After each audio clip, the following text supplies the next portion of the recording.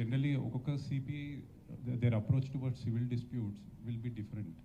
మీది ఎట్లా ఉంటుంది? Because in the past there were allegations of favoritism in cases like Pride India and others. అంటే ఇప్పుడు నాకు తెలిసినోడు కాబట్టి వాడికి అడ్వాంటేజ్ చేయాలి. సో నేను సివిల్ డిస్ప్యూట్ అని వదిలేస్తే వాడికి అడ్వాంటేజ్ అవుతుంది, వదిలి సివిల్ డిస్ప్యూట్ అనడం. నాకు అడ్వాంటేజ్ వస్తుంది, నేను ఇంటర్ఫేర్ అయితే అది క్రిమినల్ ఎలిమెంట్ పెట్టి అని చేయడం, అట్లా ఎవరైనా ఆఫీసర్స్ చేస్తే అది తప్పు. అట్లాంటివి జరగవు. సివిల్ డిస్ప్యూట్ అనేది ప్యూర్లీ సివిల్ అనేది ఉంటాయి, కొన్ని సందర్భాల్లో ఉంటాయి. అప్పుడు కూడా ఏం చేస్తాం మనము, కంప్లైంట్ వస్తే అది సివిల్ అని దొబ్బేయకుండా తీసుకొని we can even refer it to the revenue authorities, ఇది చూడండి తర్వాత చేయండి అని, ఫర్దర్గా మా ఇన్వాల్వ్మెంట్ ఏమైనా ఉంటే మేము కూడా వస్తామని. And suddenly wear the civil dispute has an element of crime, we have to take it up.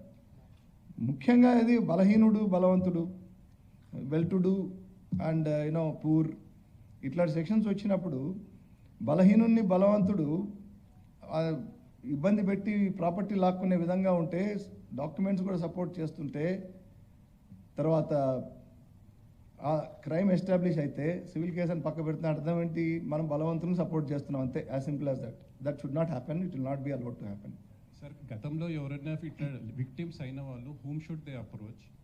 Direct మిమ్మల్ని అప్రోచ్ అవ్వచ్చా? ఎందుకంటే yes right now they are approaching directly and I made it very clear, of course press lo cheppinatlen gaani I want to sit even in Bashir Bagh weekly 2 days as far as possible every week and remaining days here if I am not moving outside.